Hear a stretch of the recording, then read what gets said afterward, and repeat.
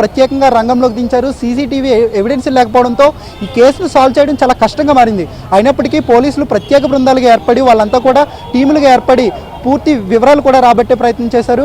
అయితే ఆ బాలుడు పరిస్థితి ఎలా ఉంది, మానసిక ఆరోగ్యం ఎలా ఉందని కూడా వివరాలు రాబడుతున్నారు. ఎందుకంటే 10వ తరగతి అబ్బాయి సహస్రాన్ని ఇంత దారుణంగా హత్య చేయడం అంటే కత్తిపోట్లు కూడా మొదట ఫోరెన్సిక్ టీము అలాగే వాళ్ళతో పాటుగా పోస్ట్ మార్టం రిపోర్ట్లో కూడా చాలా కరిడి కట్టిన నేరస్తులే ఇలాంటి హత్యలు చేయగలుగుతారు. ఆ కత్తిపోట్ల తీవ్రతను బట్టి చూస్తే ఎవరైనా కక్షపూరితంగా ఈ హత్య చేసి ఉండాలి, లేదంటే ఉద్దేశపూర్వకంగా కావాలనే అత్యంత కిరాతకంగా కక్ష పెంచుకుని హత్య చేసినట్లుగా కూడా డాక్టర్లు అయితే నిర్ధారణకు వచ్చారు. సో ఆ యాంగిల్లోనే పోలీసులు అయితే తనిఖీ దర్యాప్తు చేపట్టారు. అయితే కేవలం 10వ తరగతి చదువుతున్న 14 ఏళ్ల బాలుడు ఇంత దారుణానికి ఒడిగట్టడం చూసి ప్రస్తుతం సంచలనంగా మారిందని చెప్పుకోవచ్చు. పోలీసులు కూడా అతని నుంచి పూర్తి వివరాలు రాబడుతున్నాడు. అతడు స్టడీ ఎలా ఉంటుంది, అలాగే మానసిక ప్రవర్తన ఎలా ఉంటుంది, వాటితో పాటుగా ఆ ప్రవర్తనతో పాటు చుట్టుపక్కల విద్యార్థులతో ఎలా ఉండేవాడు, తరగతి క్లాస్ రూమ్లో ఖాళీ సమయాల్లో ఎలాంటి ఆలోచనలతో వాళ్ళ ఫ్రెండ్స్ దగ్గర చర్చించేవాడు అనేది కూడా వివరాలు రాబడుతున్నారు. ఎందుకంటే ఇప్పుడు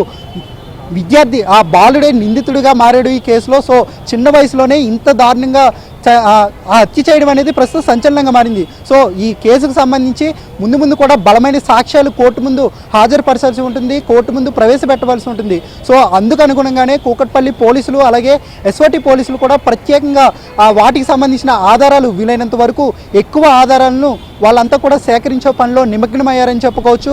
పూర్తిగా ఇప్పుడు ప్రస్తుతం బాలుడిని అయితే పోలీసులు అదుపులోకి తీసుకున్నారు. ఆ బాలుడికి వైద్య పరీక్షల అనంతరం కోర్టుకైతే తరలిస్తారు. అక్కడ కోర్టు ఖచ్చితంగా రిమాండ్ విధించే అవకాశం ఉంది. ఆ తర్వాత పోలీసులు ఆ బాలుడిని కస్టడీలోకి తీసుకుంటారు. కస్టడీ పిటిషన్ వేయగానే కస్టడీకి తీసుకుని పూర్తి వివరాలు అయితే రాబడతారు. ఆ పూర్తి కస్టడీలోనే పూర్తి వివరాలు అయితే తెలియాల్సి ఉంటుంది. ఎప్పటి నుంచి ప్లాన్ చేశాడు, కత్తి ఎక్కడ కొనుగోలు చేశాడు, అంత పదునైన ఆయుధాన్ని ఎక్కడ కొనుగోలు చేశాడు, ఎంత మొత్తంలో కొనుగోలు చేశాడు, అలాగే ఈ 80,000 రూపాయలను దొంగలించిన తర్వాత ఏ విధంగా ఎవరికి అయినా ఇవ్వాలనుకున్నాడా, లేదంటే తనంతటి తానే ఖర్చు చేయాలనుకున్నాడా అనేది కూడా ఈ కస్టడీలో పూర్తి వివరాలు అయితే పోలీసులు రాబట్టాల్సిన అవసరం ఉంది. అలాగే కేవలం ఈ 10వ తరగతి చదువుతున్న బాలుడు మాత్రమే ఈ హత్యకు పూనుకున్నాడా, లేదంటే ఇతనితో పాటు తోటి విద్యార్థులు ఎవరైనా ప్రోద్బలం అందించారా, లేదంటే ఈ బాలుడు వెనుక ఇంకెవరైనా పెద్ద నేరస్తులు ఉన్నారని కూడా పోలీసులు దీనిపై సమగ్రంగా విచారించి వివరాలు రాబట్టాల్సిన అవసరం ఉంది. అందుకు అనుగుణంగానే పోలీసులు కూడా పూర్తి వివరాలు రాబడుతున్నారు. ప్రస్తుతం ఆ బాలుడి యొక్క మానసిక పరిస్థితిని తెలుసుకుంటున్నారు. అలాగే ఇంటి చుట్టుపక్కల ఉన్న మిగిలిన విద్యార్థులు తోటి ఫ్రెండ్స్ నుంచి కూడా సమాచారం రాబడుతున్నారు. గతంలో ఏమైనా ఇలాంటి వేరు ఊర్లలో కూడా బాలుడు పక్కగా ప్లాన్ చేసి ఇలాంటి దొంగతనాలకు ఏమైనా పాల్పడ్డా, లేదంటే వేరు ప్రదేశాల్లో ఇలాంటి హత్యలు ముందు ఏమైనా చేశాడని కూడా తెలియాల్సి ఉంది. ఎందుకంటే కరుడు కట్టిన నేరస్తులు మాత్రమే ఇలా కత్తిపోట్లతో సుమారుగా 27 కత్తిపోట్లతో మెడపై 8 ఘాట్లు, అలాగే శరీరంపై సుమారుగా 17 కత్తిపోట్లు, ఇవన్నీ కూడా చాలా దారుణంగా కర్కసత్వంగా కత్తి గాయాలను కూడా మనకి అర్థమవుతూ ఉంది. 2 తెలుగు రాష్ట్రాల్లోని ఇది సంచలనంగా మారింది. అలాంటి కేసును పోలీసులు కూడా చాలా చాకచక్యంగా వ్యవహరించారని చెప్పుకోవచ్చు. ఎందుకంటే పూర్తిగా ఆ ఘటన జరిగినప్పుడు ఆ విద్యార్థి రెక్కి అయితే నిర్వహించుకున్నట్లుగా తెలుస్తుంది. ఎలాంటి పరిస్థితుల్లోనూ తన ఆచూకీ లభించకూడదనే కారణంతో పూర్తిగా రెక్కి నిర్వహించి సీసీటీవీ ఫుటేజ్లో చిక్కకుండా ఆ ఇంట్లోకి వెళ్ళి డబ్బులు దొంగిలించే ప్రయత్నం చేశాడు. సహస్ర ప్రతిఘటించడంతో హత్య చేసి బయటకు వచ్చేశాడు.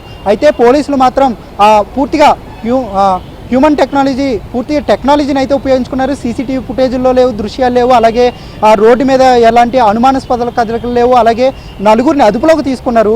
సుమారుగా 25 మందిని బీహార్కి చెందిన సంజయ్ అనే వ్యక్తిని కూడా అదుపులోకి తీసుకున్నారు. తమదైన స్టైల్లో పోలీసులు విచారించారు. అయినప్పటికీ వాళ్ళు తాము ఈ హత్య చేయలేదు, ఈ దారుణానికి ఒడిగట్టలేదు అని చెప్పి వాళ్ళంతటి వాళ్ళే పోలీసులు ప్రయత్నపడ్డారు. పోలీసులు కూడా పూర్తి స్థాయిలో అన్ని విధాలా విచారించిన అనంతరం వాళ్ళు ఈ హత్య చేయలేదని నిర్ధారించుకున్న అనంతరం వాళ్ళని బయటకైతే పంపించారు. ప్రస్తుతం విడుదల చేశారు. అయితే ఈ హత్య ఎవరు చేశారనేది ప్రస్తుతం పోలీసులు పూర్తిగా కూడా అంటే గత 5 రోజుల నుంచి ఎప్పుడూ పోలీసులు ముందుంటారని చెప్పుకోవచ్చు. ఇలాంటి క్రైమ్ కేసుల్లో కావచ్చు, లేదంటే కొన్ని కుంభకోణాల్లో కావచ్చు. అయితే ఆ విద్యార్థి హత్య చేసిన అనంతరం ఎలాంటి టెక్నికల్ ఎవిడెన్స్ లేకుండా ఉండడంతో స్వయంగా బాల్నగర్ డీసీపీ ఈ ఏరియాకు వచ్చారు. వచ్చి అనంతరం ఘటన జరిగిన బాల్నగర్ డీసీపీ 2 సార్లు వచ్చారు. క్లూస్ టీమ్స్ సాధారణంగా ఆ ఘటన జరిగిన ప్రదేశానికి కేవలం ఒక్కసారి మాత్రమే వెళ్తారు. అయితే బాల్నగర్ డీసీపీతో పాటు క్లూస్ టీమ్స్, డాగ్ స్క్వాడ్స్ 2 సార్లు వెళ్ళాయంటే చూసుకోవచ్చు. ఆధారాలు ఏ మాత్రం లభించకుండా ఆ బాలుడైతే మొత్తం పూర్తిగా ఈ మొత్తం ఈ వ్యవహారానికి పాల్పడినట్లుగా తెలుస్తుంది. ప్రస్తుతం పోలీసుల ఆదేశాలు అన్ని విధాలుగా కూడా చూస్తున్న పరిస్థితి కనబడుతుంది. ప్రస్తుతం బాలుడు ఉపయోగించిన మొబైల్ ఫోన్లు స్వాధీనం చేసుకున్నారు. యూట్యూబ్లో ఏ రకమైన వీడియోలు చూశాడు, అలాగే ఆ వీడియోలతో పాటు ఎవరికైనా ఫోన్ చేశాడో ముందుగానే అవన్నీ కూడా వివరాలు రాబడుతున్నారు. ప్రస్తుతం ఆ మేరకు కూడా పోలీసులు పూర్తి దర్యాప్తు అయితే కొనసాగుతున్న పరిస్థితి కనబడుతుంది. మరోవైపు బాలుడి యొక్క తల్లిదండ్రులను కూడా అదుపులోకి తీసుకున్నారు. ఎందుకంటే బాలుడి ప్రవర్తన కోసం పూర్తిగా తెలుసుకోవాల్సిన అవసరం ఉంది. అలాగే బాలుడు వెనుక ఎవరైనా ఉండి తతంగాన్ని అనేది కూడా పూర్తిగా ఆ దర్యాప్తులో తెలియాల్సి ఉంది. ప్రస్తుతం పోలీసులు అయితే బాలుడిని కోర్టులో హాజరుపరచిపోతున్నారు. ఆ రిమాండ్ విధించిన అనంతరం కస్టడీకి తీసుకుని అక్కడ విచారిస్తే పూర్తి వివరాలు రాబట్టే అవకాశం ఉందని ప్రస్తుతం పోలీసులు భావిస్తున్నారు.